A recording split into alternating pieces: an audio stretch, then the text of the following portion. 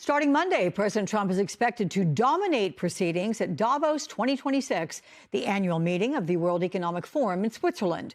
This comes as Trump marks 1 year since the start of his new presidential term after he unilaterally and forcibly removed Venezuelan President Nicolas Maduro and revived his personal ambitions for acquiring Greenland, and after a stunning remark from a White House official that Trump is creating a new world order. Joining me now is our friend Chris Whipple, journalist and author, his latest for Vanity Fair, What Susie Wiles, Marco Rubio, and Stephen Miller Told Me About Trump's Donroe Doctrine. Welcome, Chris. Your conversations with White House officials, particularly Susie Wiles, they began more than a year ago, right before Trump took office. But what insights can you offer? Because Trump's approach to foreign policy, it feels chaotic. How do you interpret what we're seeing today, a year in? Well, you're right. I mean, I spent 11 months talking to his White House chief, Susie Wiles, as you know, and in 11 separate interviews. And the print issue of Vanity Fair will be out on Tuesday. I'm happy to say it was eye-opening.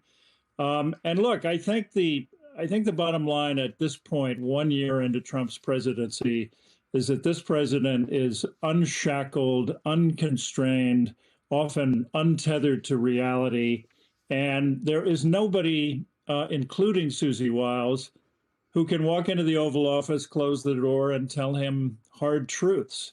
That's just a reality. And one of the fascinating things about the piece that I did for Vanity Fair is that you can watch the evolution of Susie Wiles, who in the beginning was at least trying to tap the brakes on some of his really extreme ideas, pardoning all the January 6th insurrectionists, for example. She lost that fight, trying to put the brakes on tariffs before that was thought out, and in a number of other ways.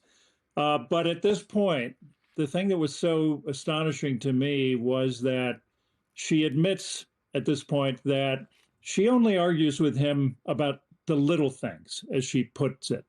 Not the constitutional issues, not the things that an empowered White House chief of staff has to be able to tell the president. Wait, why is that, do you think? Do you think she believes that the Constitution will hold, and so that's not a fight she needs to pick? Well, look, I think that at the end of the day, Susie Wiles, along with a lot of the other advisors you've just been talking about, Stephen Miller, and the others, are all in on MAGA.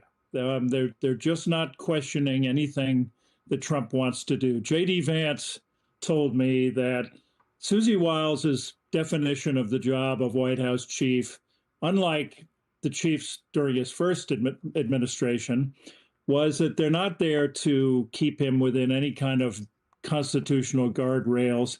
They are there to facilitate his agenda. And that's sadly what I think her definition of the job is at this point. What that, of course, leaves out is the fact that, again, the most important part of the chief's job is to tell the president what he doesn't want to hear. Wait, so Chris, what's the difference then between Susie Wiles taking that approach and, say, John Kelly, who did so during the first term? He was there to facilitate, wasn't he, the president's wishes during the first term? And yet he's the one who would say, potentially, I mean, I never heard him say it, but you're going to presume he said, I'm sorry, Mr. President, you know, this might not be legal, or I'm sorry, Mr. President, this might lead us down a bad road. Does Susie not do that? Well, it was mission impossible during Trump 1.0. As you well remember, he tore through 4 different White House chiefs, from Reince Priebus to Kelly to Mick Mulvaney to Mark Meadows. And Kelly was really among them the only one who tried to really push back in any meaningful way, and he didn't last long. So Susie, I think, is up against the same problem. She is somebody who is, remarkable. I mean, I cannot overemphasize just how candid and unguarded and kind of refreshingly candid she was in her conversations with me over 11 months. And she's a smart person who clearly was trying to question some of the president's more extreme policies. But at the end of the day, I think she's realized that there's really almost nothing she can do about it. And as she put it, when there's an argument, tie goes to the president.